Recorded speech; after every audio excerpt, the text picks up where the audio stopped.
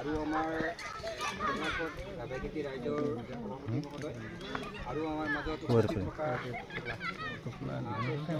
সমষ্টিৰ আগৰে সদস্য সন্মানীয় নৱবল চৌধুৰীদেৱ তেখেতে আমাৰ মাজত উপস্থিত হৈছে আৰু আন এজন ব্যক্তিও কলিয়াকত সমষ্টিৰ সম্পাদিকা তেখেতেও আমাৰ মাজত উপস্থিত আছে আৰু এই চেগতে আমি কলিয়াকত ৰাভাইকেটি ফালৰ পৰা তেওঁলোকক আমি সম্বৰ্ধনা জনাবলৈ ওলাইছোঁ আৰু প্ৰথমে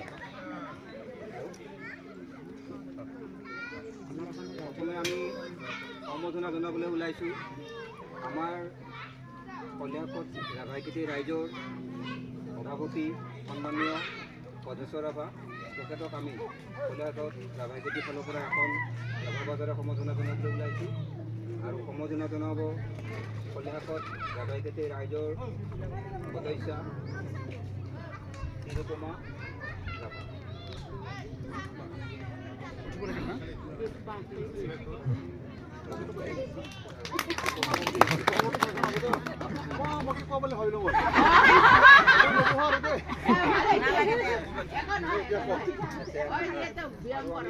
আমাৰ মাজত 23 নং কলিয়াকত সমষ্টিৰ আপোনালোকে আটাইয়ে জানে তেখেতে আমাৰ মাজত এইবাৰ বিয়া প্ৰতিদ্বন্দ্বিতাৰ মাজেৰে তেখেতে উপস্থিত হৈছে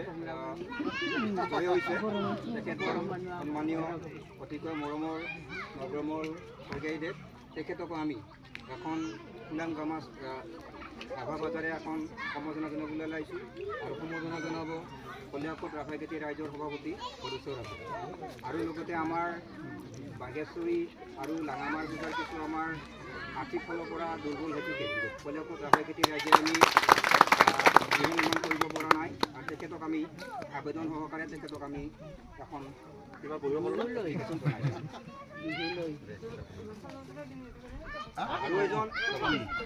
আৰু এজন আমাৰ মাজত সদস্য আছে তেখেত হ'ল কলিয়াকত সমষ্টিৰ সম্পাদিকা মহিলাৰ ফালৰ পৰা বুলি কয় তেখেত হ'ল মিনতী বড়ো তেখেতকো আমি কলিয়াকত ৰাভাইকেটি ফালৰ পৰা এখন ৰাভা বজাৰে সম্বৰ্ধনা জনাবলৈ ওলাইছোঁ সম্বৰ্ধনা জনাব নিৰুপমা ৰাভাই।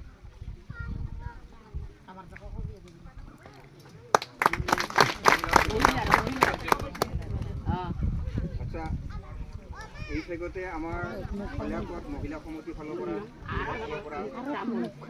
ৰাভা বজাৰে সম্বৰ্ধনা জনাবলৈ ওলাইছে আৰু সম্বৰ্ধনা জনাব সন্মানীয় নৱমল শইকীয়াদেৱক আৰু তেখেতক সম্বৰ্ধনা জনাব সম্পাদিকা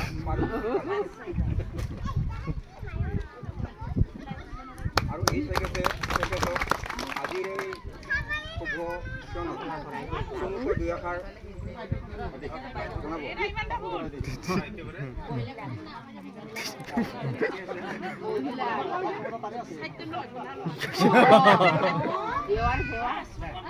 সন্মানীয় ক্ষমা কৰিব যে আমাৰ মাজত কলিয়াকত সমষ্টিৰ সম্পাদিকা মহোদয় আমাৰ মাজত উপস্থিত আছে তেখেতকো মহিলা ফালৰ পৰা এখন ৰাভা বজাৰে সম্বৰ্ধনা জনাবলৈ ওলাইছে আৰু সম্বৰ্ধনা জনাব বৰ্মন্তী ৰাভাই।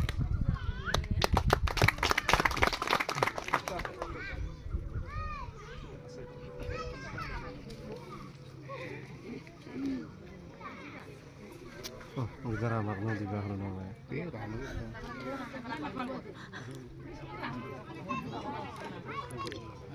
আচ্ছা আমাৰ মাজত আপোনালোকে জানেই কিছু সংখ্যক ব্যক্তি যদিও গম পোৱা নাই আজিৰ পৰা হয়তো নিশ্চয় গম পাব যে আমাৰ কলিয়াকত গাঁৱৰে সন্মানীয় বিজ্ঞান ৰাভাদেৱে আমাৰ এইবাৰ ইলেকশ্যন খেলিব পঞ্চায়তৰ আপোনালোকে জানে যে আপোনালোকে যাতে নিজৰ গাঁৱৰ ল'ৰা বুলি আৰু নিজৰ জাতি বুলি তেখেতক ভোটটো আপোনালোকে দিয়ে আৰু সেই লৈ তেখেতৰ ভৱিষ্যত উজ্জ্বল কামনা কৰাৰ লগতে তেখেতক আমি যাতে সুচাৰুৰূপে জয় কৰিব পাৰোঁ আৰু তেখেতে যাতে আমাকো ভালধৰণে চায় আৰু সেই সুযোগ লৈ আমি কলিয়াকত ৰাভাইকেটি ফালৰ পৰা এখন ৰাভা বজাৰে সম্বৰ্ধনা জনাবলৈ ওলাইছোঁ আৰু সম্বৰ্ধনা জনাব কলিয়াকত ৰাভাইকেটি ৰাইজৰ সম্পাদক শ্ৰী যোগেশ ৰাভা। এয়া আপোনালোকৰ সন্মুখত বিজ্ঞান ৰাভা।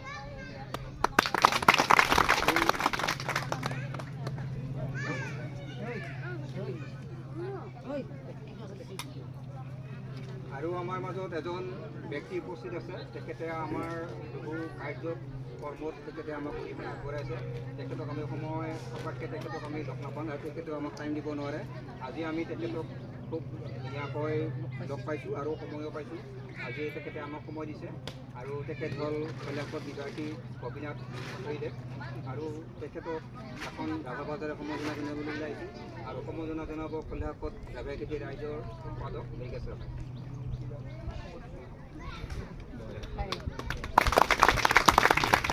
এতিয়া আমি আমাৰ মাজত সন্মানীয় নগৰমল পৰিগায়িত উপস্থিত আছে আৰু তেখেতক মই চমু ভাষণ ৰখাৰ বাবে মই অনুৰোধ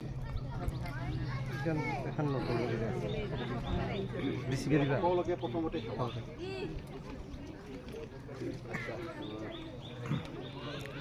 আজি হৈছে আমাৰ অসমৰ কাৰণে অসমবাসী ৰাইজৰ কাৰণে একেলগে আমি ৰাভা বড়ো কোচ কলিতা মিচিং কাৰ্বি ডিউৰি অসমত যিমান বসবাস কৰা মানুহ আছোঁ গোটেই অসমবাসী ৰাইজৰ কাৰণে আমাৰ আজি দিনটো পবিত্ৰ দিন আৰু এই চতৰ সংক্ৰান্তিৰ দিন আজি হৈছে আমাৰ পবিত্ৰ গৰু বিহু আৰু এই পবিত্ৰ গৰু বিহুৰ দিনাখনে অসমৰ চহা গাঁৱলীয়া সমাজে বা আমাৰ পৰম্পৰাগতভাৱে ৰীতি নীতিৰে আগবঢ়া আমাৰ অসমীয়া সমাজে নিজৰ নিজৰ অঞ্চলত আগবঢ়াৰ নিচিনাকৈ বিভিন্ন কাৰ্য সমাপন কৰাৰ নিচিনাকৈ আজি আমাৰ এই কলিহা ৰাভা গয়াই আয়োজন কৰা আমাৰ এই পবিত্ৰ বাগেশ্বৰী আই স্থানত আজি পূজা উপলক্ষে সমবেত হোৱা আমাৰ গয়া ৰাইজৰ সন্মানিত সভাপতি সম্পাদক মুখ্য আমাৰ জ্যেষ্ঠ ব্যক্তিসকল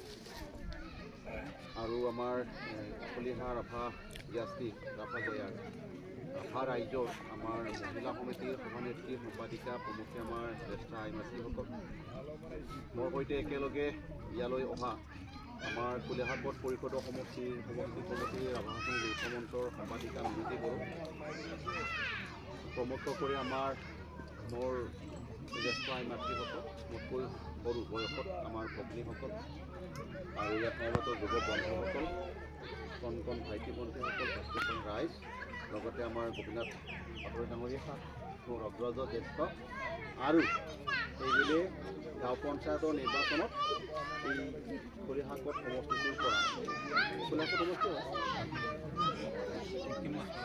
দক্ষিণ মাত্ৰাৰ কলিহাকত সমষ্টিটোৰ পৰা নিজকে এজন প্ৰতিনিধি হিচাপে ইতিমধ্যে মনোনয়ন দাখিল কৰা আপোনালোকৰে সুসন্তান গয়া ৰাইজৰে তেওঁ এজন ব্যক্তি তেখেতসকল আমাৰ যুৱ বন্ধু বিজেন ৰাভা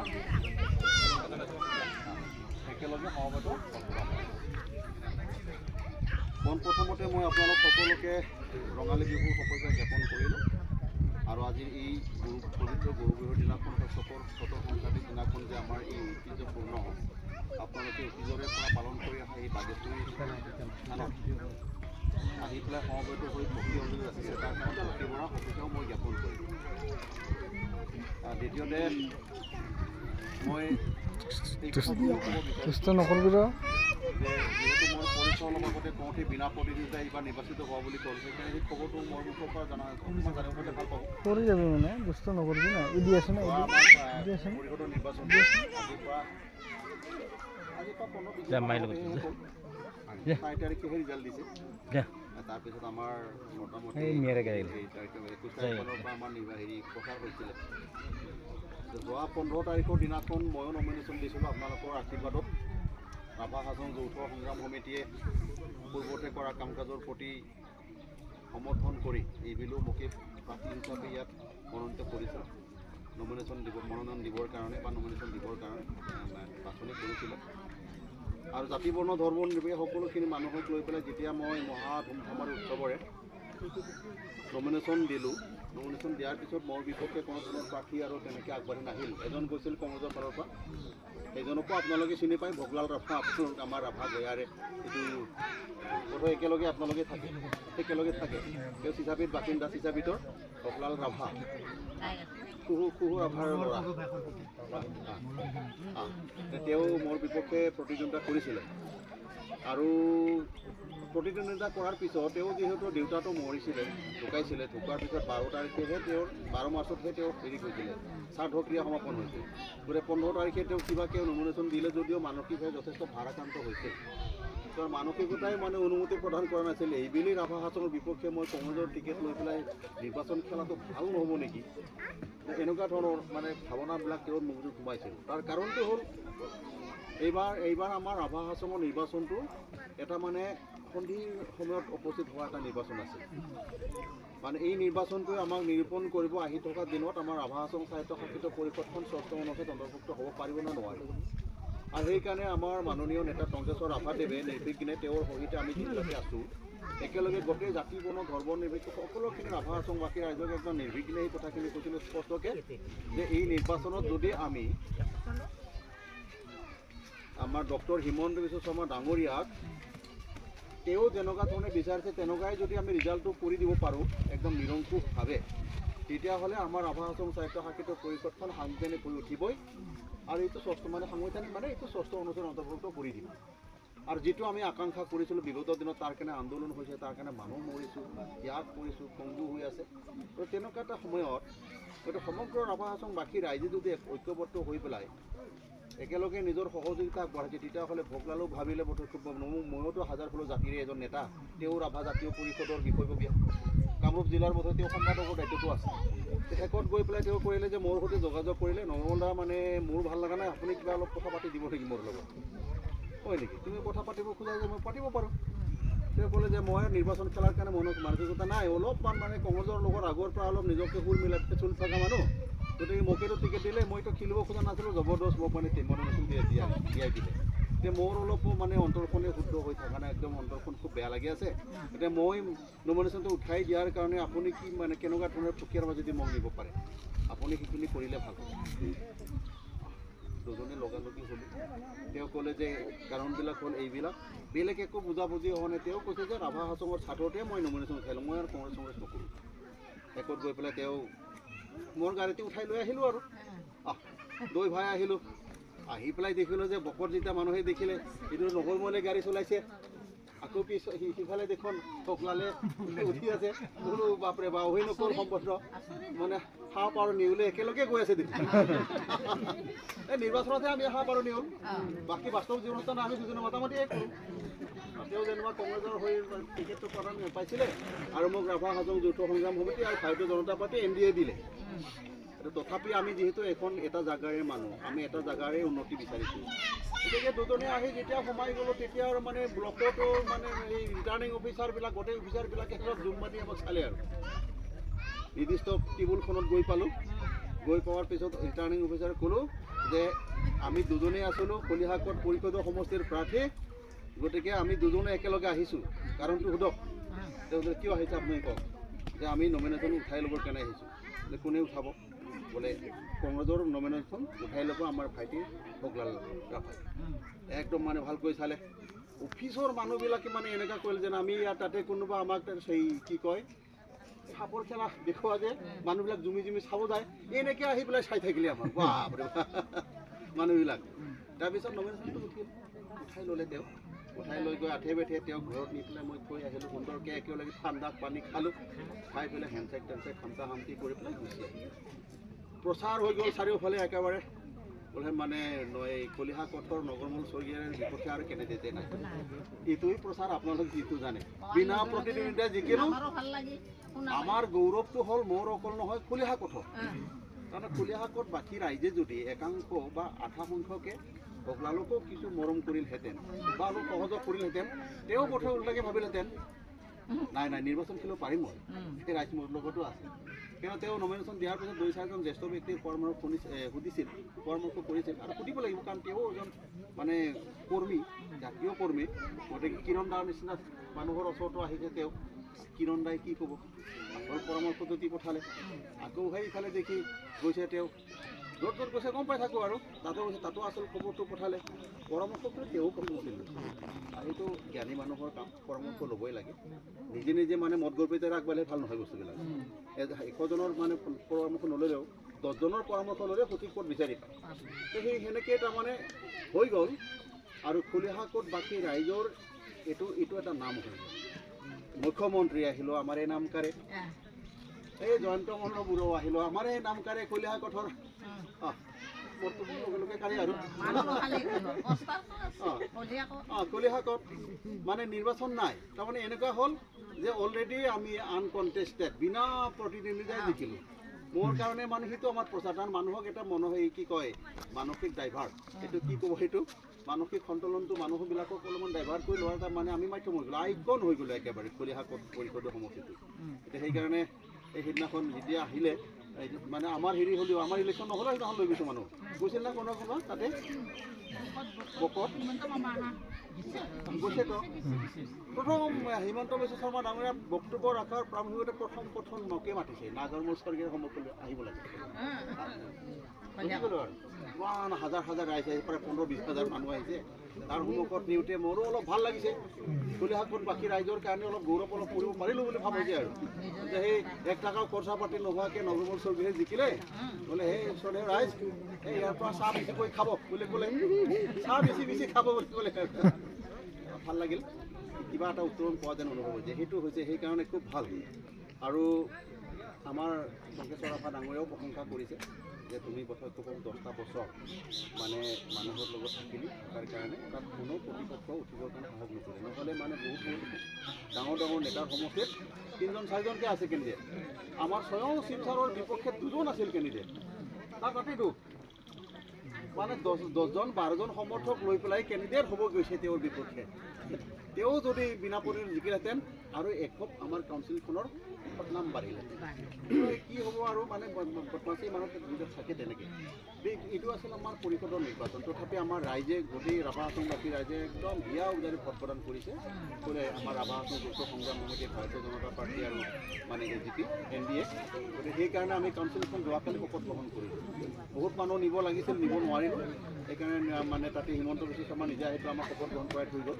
খুব ভাল হ'ল এতিয়া তেওঁ এটা আহ্বান জনাই থৈ গৈছে আমিতো এই 5 বছৰটো কাম কাজ কৰাৰ কাৰণে অলৰেডি প্ৰতিশ্ৰুতিবদ্ধ এইবাৰ মানে আমাৰ এনেকুৱা ধৰণৰ হ'ব ৰাইজে মোৰ কাষলৈ যাব নালাগে অৰ্থাৎ ৰাইজে প্ৰতিনিধিৰ কাষলৈ যাব নালাগে প্ৰতিনিধিয়ে ৰাইজৰ কাষলৈ যাব লাগে আপোনালোকক কিবা প্ৰয়োজন হওক কিবা আপোনালোকৰ ৰাজহুৱা কথা ক'ব লাগে আপোনালোকে প্ৰতিনিধিৰ ঘৰত যাব নালাগে প্ৰতিনিধিজনক যোগাযোগ কৰিবলৈ আপুনি মাতিব আপুনি এবাৰ আহকচোন আমাৰ ক'বলগীয়া আছে সব মেম্বাৰে এইবাৰ তেনেকুৱা কৰিব লাগে এই এনেকুৱা ধৰণৰ এতিয়া বাট কৰি পাই পেলাই আপোনালোকে অটো ৰিক্সা ভৰি ই ৰিক্সা ভৰি মোৰ ঘৰত যাব নালাগে আৰু কিবা কথা ক'ব লগা আছে মোক খবৰ দিব মই আহিবই লাগিব আৰু যদি মই নাহোঁ তেতিয়াহ'লে হিমন্ত মামাক ক'ব পাৰে আমাৰ মানুহ টংকেশ্বৰ ৰাভাক আমি ক'বই লাগিব নিজৰ কথাখিনি টংকেশ্বৰ ৰাভা ডাঙৰীয়াও আহিব যদি আপোনালোকে মাতে এইটো হ'ল কথা ঠিক তেনেকুৱা এটা ৰুলছ বনাই লোৱা গ'ল আৰু তাৰপিছতে দ্বিতীয়টো হ'ল একেলগে আমাৰ পঞ্চায়ত নিৰ্বাচনখন আহিব পঞ্চায়ত নিৰ্বাচনত গাঁও লেভেলত যিবিলাক আমাৰ নিৰ্বাচন হ'ব গাঁও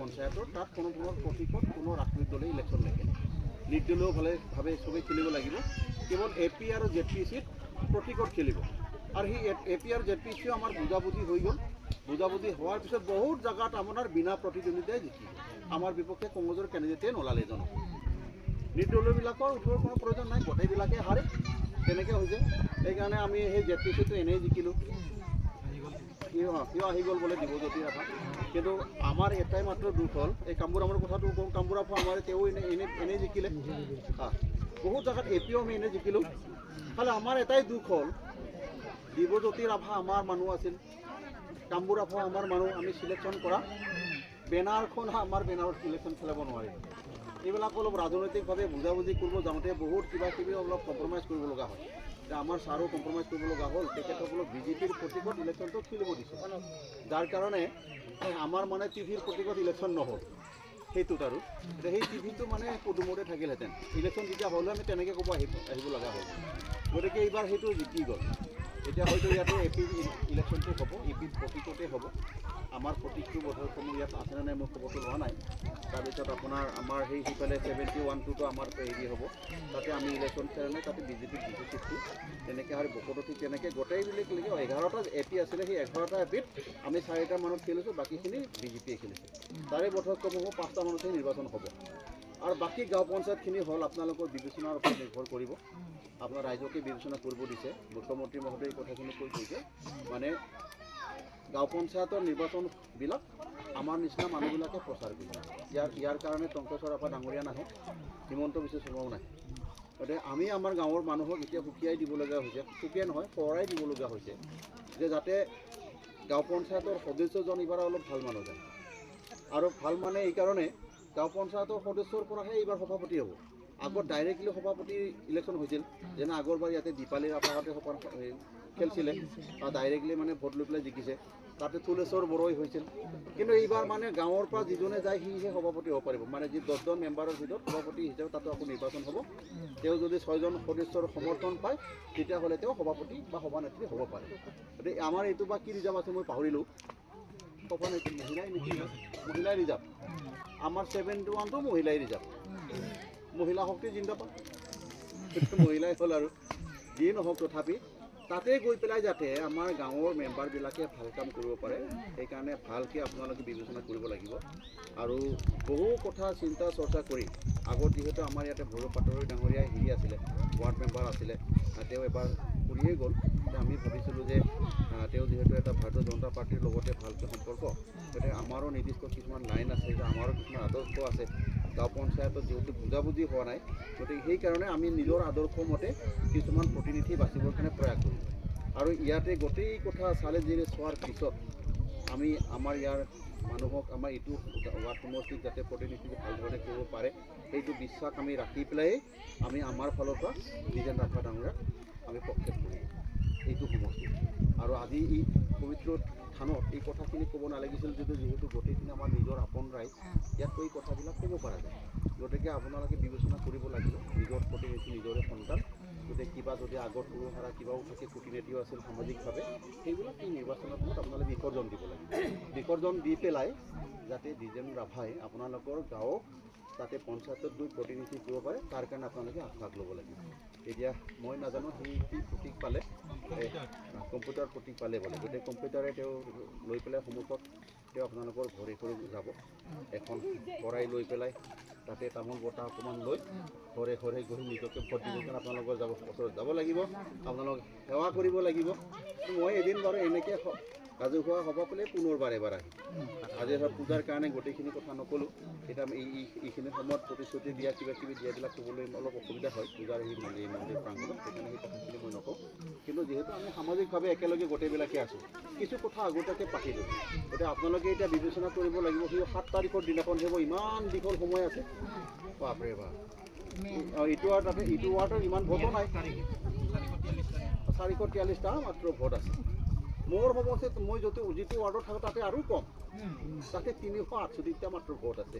ইমান সৰু সৰু সমষ্টি, কিছুমান আকৌ ৱাৰ্ডত 1600 ভোট আছে, তেনেকুৱা হৈছে।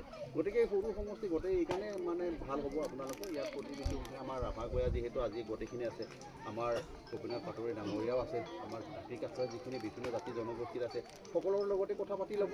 পাতি পেলাই আৰু এইবাৰ মানে ভৈৰৱ বাবুক ক'ব লাগিব, ভৈৰৱ বাবুটো পাৰা যদি উঠাই লওঁ যে এইবাৰ যেনে কৰক দে, মই এবাৰ কৈ চাম তেওঁ আপোন মানুহ, গাঁওখনৰ ভালৰ কথা তেওঁ সদায় ভাবি থাকে। আৰু দ্বিজেন আৰু ভৈৰৱে যেনেকুৱা ধৰণে কৈছে তেনেকুৱাই তেওঁ কৰি গৈ আছোঁ আগৰ সময়বিলাকত। ইয়াতে বেলেগ কাৰো মতে মই চলা নাই নিচিনা, তেখেতসকলে ক'ব দিয়াৰ কাৰণেও মঞ্চখন সেইফালে লৈ গ'লোঁ। কথাটো কেতিয়াবা ব্যৱহাৰ হ'ব মই নাজানো আৰু ভাল কেতিয়াবা ভাল দিন আহিব, এদিন ব্যৱহাৰ হ'ব বুলি মই বিশ্বাস ৰাখিছোঁ কাৰণে তাতে মই কৰিছোঁ। ঠিক তেনেকৈ গতিকে সেইকাৰণে ভৈৰৱকো মই কথা পাতিম, পাৰিলে মানে যিহেতু সি যোৱা বছৰ হৈছে, এইবাৰ দুজনক দি দিয়ক। আৰু যদি তেওঁ 17 তাৰিখৰ আগতে সিদ্ধান্তটো ল'ব পাৰে তেতিয়াহ'লে দুজনৰ কাৰণে আৰু ক্ষতি নহ'ব, মোৰ নিচিনাই যাব, বিনা প্ৰতিদ্বন্দ্বিতাই সিও যাব। আৰু বিনা প্ৰতিদ্বন্দ্বিতাই গ'লে যিহেতু কোৱালিফাইড ল'ৰা, মই ক'ব পাৰোঁ যিহেতু সভানেত্ৰীটো তাতে মানে হেৰি হ'ল, ৰিজাৰ্ভ হৈ গ'ল। কিন্তু উপসভাপতি এটা পদ আছে, উপসভাপতিটো সেইটো মানে মেলেই হ'ব, পুৰুষৰ কাৰণে হ'ব, তেতিয়া আমি তাৰমানে ইয়াৰ পৰা দাবী কৰিব পাৰিম, দুজনকে সেই পদটো দিয়াব লাগিব। আৰু এই পদবিলাক পাওঁতে আমি ৰাভা হাছং যৌথ সংগ্ৰাম সমিতিৰ ব্যক্তিসকল আৰু ভাৰতীয় জনতা পাৰ্টিৰ ব্যক্তিসকলেই লগ লাগি পেলাই কৰিম। শেষত গৈ পেলাই আমাৰ এই জিপিখন হ'ব, গাঁও পঞ্চায়তখন হ'ব। আৰু গাঁও পঞ্চায়তে এইবাৰ অলপ কিছু ক্ষমতা প্ৰদান কৰিব, লগতে পইচাও অলপ বেছিকৈ পঠাই দিব। গতিকে গাঁৱে গাঁৱে উন্নতি কৰিবৰ কাৰণে ভাল মানুহৰ প্ৰয়োজন হ'ব, আমি সেইকাৰণে মাজত সোমাম। আমাৰ টংকেশ্বৰ ৰাভা ডাঙৰীয়াও আহিব সেইবিলাক ঠিক ঠাক কৰি দিয়াৰ কাৰণে। হিমন্ত বিশ্ব শৰ্মা মহোদয় ডাইৰেক্টলি ফিজিকেলি নাহিলেও তেওঁৰ আদৰ্শখিনি আমাৰ মাজত আহিব, সেই আদৰ্শ মতে আমি আমাৰ কামখিনি কৰাই যাম। কাৰণ অৱশ্যে এই কথাটো ঠিক যে আজিৰ তাৰিখত আমি ভাৰতীয় জনতা পাৰ্টি বা আমাৰ ডক্টৰ হিমন্ত বিশ্ব শৰ্মা মহোদয়ক বেয়া পোৱা কাম আমি এটাও নকৰোঁ। সেইকাৰণে পঞ্চায়তত আমি মাত্ৰ 30% ছিট লৈছোঁ। JPC আমি লোৱাই নাই বুলি ক'ব পাৰি, চব এৰি দিছোঁ। আমাৰ মানুহবিলাককে বিজেপিত ইলেকশ্যন খেলিব দি দিলোঁ। আৰু AP মাত্ৰ 4টা লৈছোঁ আমি ইয়াতে বকত, বাকী গোটেইখিনি বিজেপিক দিছোঁ। কাৰণটো হ'ল তাৰমানে আমাৰ ৰাভা হাছং নিৰ্বাচনত বিগ ব্ৰাদাৰ ডাঙৰ ভাই বুলি পেলাই তেওঁলোকে কয়। বাকী লোকসভা তেওঁলোককতো 100% ভাই, আমি সৰু ভাইও নহয়, তাত মানে তেওঁলোককে দিলোঁ। বিধানসভাত অকণমান ভাগ বতৰা কৰিম আমি আহি থকা 26 চনত। আৰু সেইকাৰণে পঞ্চায়তত তেখেতসকলক আমি ডাঙৰ ভাই বুলি কৰোঁ। বিধানসভাত কিন্তু কম্প্ৰমাইজ নকৰোঁ। বিধানসভাত আমাৰ ইয়াতে 3টা জনজাতি সমষ্টি হৈছে, এটা পলাশবাৰী আমাৰ সাধাৰণ সমষ্টি আছে, 4টা সমষ্টি ৰাভা হাছঙত পৰে। 4টা সমষ্টিতে আমি নিৰ্ণায়ক ভূমিকা ল'ব পাৰোঁ। গতিকে সেইকাৰণে পলাশবাৰীটোতো বিজেপি আছে, তেওঁলোকক দিম। বাকী এই 3টা সমষ্টি বকো, ছয়গাঁও, দুধনৈ আৰু ৱেষ্ট গোৱালপাৰা, এই 3টা সমষ্টি কিন্তু আমি নজৰ বান্ধা। আমি দৰকাৰ হ'লে সৰু ছোৱালী পেচ ধৰাৰ নিচিনাকৈ বহি পেলাই পেচ ধৰি দিম, আমাক লাগব কান্দি থাকে। এইটো খোলা খুলি কথা আৰু যেনেকৈ যি মন্ত্ৰ মাৰিব লাগে তেনেকৈ মাৰিম আৰু সময়ত। এইটো হৈছে সেইকাৰণে আমি যদি এই 3টা সমষ্টিটো বিধানসভাত আমি ল'ব পাৰোঁ, তেতিয়াহ'লে আমি তাতে গৈ পেলাই এজন মন্ত্ৰী ডিমাণ্ড কৰিব পাৰিম, নতুবা আমিও কিবা কিবি তাতে ভাগ বতৰা কৰিব পাৰিম। আৰু ভগৱানে যদি আমাক সহায় কৰে, মানে এই বাকী চিৰিয়ত যদি সহায় কৰে, মাত্ৰ 65খন আসন পাই পেলাই চৰকাৰ গঠন কৰক, তাৰে যাতে আমি 3খন হওঁ, তেতিয়া অংকটো আমিও পাল্টাম। মানে এইটো কি গণিত, এনেকৈ বিয়োগ গণিত, কিন্তু যোগে আছিলে এইটো। আমি ক'ম যোগটোক বিয়োগ, বিয়োগটোক যোগ, দুটাই কৰি দিম। আৰু সেনেকৈ কৰিলেহে আমাৰ ইফালে দেখি বহুত আহিব পৰা সম্ভাৱনা আছে, সেই অংক লৈ আছোঁ। সেইকাৰণে পঞ্চায়তত আমি কিছু কম্প্ৰমাইজ কৰিম, কিন্তু গাঁও পঞ্চায়তত আমি নকৰোঁ। গাঁও পঞ্চায়তত আমি সকলোৱে বুজাবুজিটো খেলিলোঁ, নিজে পৰস্পৰৰ বিপক্ষে খেলিছোঁ। বিজেপিও মানে তেওঁলোকে প্ৰাৰ্থী প্ৰক্ষেপ কৰিছে, যদিও বেনাৰ নাই। আমি ৰাভা হাছং যৌথ সংগ্ৰাম সমিতিও কৰিলোঁ। শেষত গৈ পেলাই যিমান যাৰ জিকে গৈ পেলাই একেলগে কাউন্সিলখন পঞ্চায়তখন দখল কৰিম। কিন্তু আমাৰো এটা লক্ষ্য থাকিব যে পঞ্চায়তখন দখল কৰিব যাওঁতে যাতে আমাৰ সংখ্যা বেছিকৈ যায়। সেইকাৰণে ডিজনক লাগে, সঞ্জীৱকো লাগে, সেইফালে সেইখন লাগে, চব লাগে আমাক। এইটো হৈছে উপায় নাই, হাৰিলেতো হাৰিম, ৰাইজে সিদ্ধান্ত ল'ব। বেছিকৈ বেয়াকৈও ক'ব নাযাওঁ, কাৰণ চব মানুহখিনি আমাৰে মানুহ। যাতে এই পঞ্চায়ত নিৰ্বাচনৰ পিছত সকলো মানুহকে সমানে সেৱা কৰিব পৰা যায়, তাৰ অপশ্যনটো আমি আমাৰ মাজত খোলা ৰাখিম, এই কথাটো। সেইকাৰণে বিবেক আৰু বিচাৰ প্ৰক্ৰিয়া বিবেচনাখিনি আপোনালোকে বেছি কৰিব লাগিব, ৰাইজে কৰিব। গতিকে বেলেগ একো নাই, মই এইখিনিকে ক'লোঁ। আৰু বাকী এনেকুৱা ধৰণৰ কথাবিলাক আমি পঞ্চায়ত নিৰ্বাচনৰ পিছত ভালকৈ পাতিম। আপোনালোকে মোক আৰু এদিন মাতক। এইবাৰ য'ত আমি ঘৰটো এই খুটা পুতিছিলোঁ তাতেহে বহিম।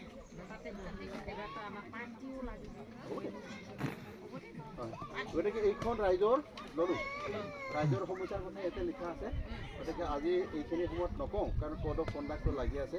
হ'ব দে নহ'ব দে বুলিও ক'ব নোৱাৰোঁ, তথাপি ৰাইজে দিলেতো ল'ব লাগিব।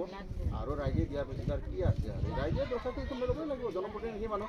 তাতে যদি কোনোবাই দোষ ধৰিব আহে, তাতে সেইটো দোষ নাথাকে।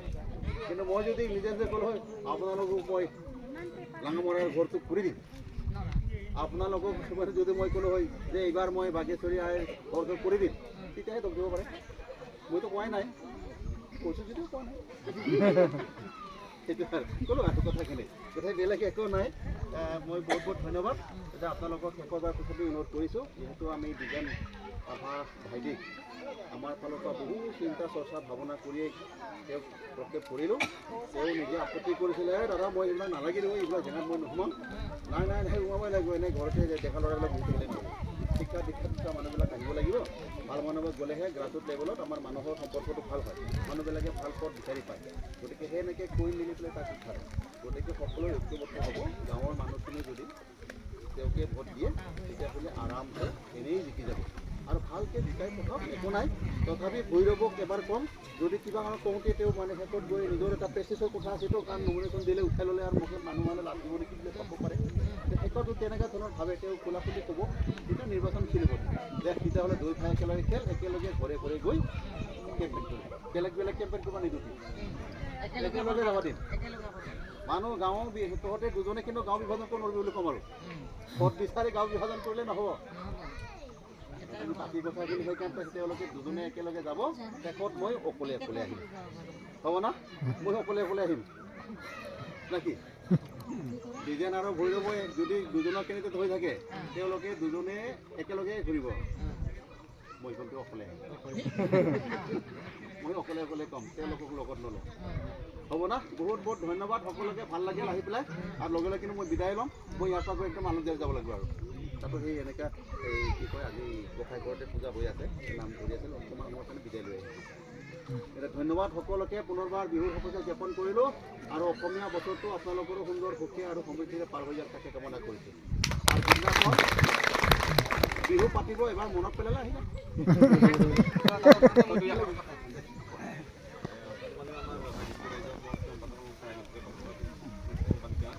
মানে দাদাই এটা কথা কৈছে কি 2026 চনত আমাৰ তিনিটা সমষ্টি এছ টি পেনে ৰিজাৰ্ভ কৰিছে আমাৰ বকচৈগাঁও নয় আৰু ৱেষ্ট গোৱালপাৰা আমাৰ পশ্চিম গোৱালপাৰা এই তিনিটা সমষ্টিৰ আমাৰ বকচৈগাঁও সমষ্টিৰ হয়তো আমাৰ দাদা এজন প্ৰাৰ্থী হ'ব পাৰে হয়তো বিধায়ক হিচাপে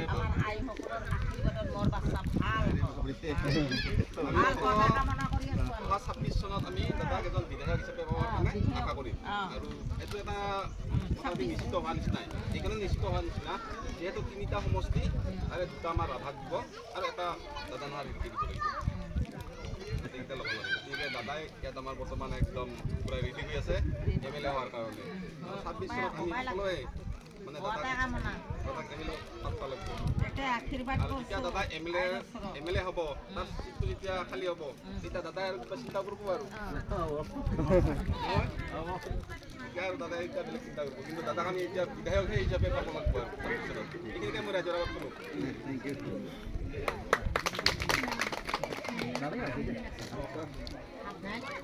ভালো লাগছে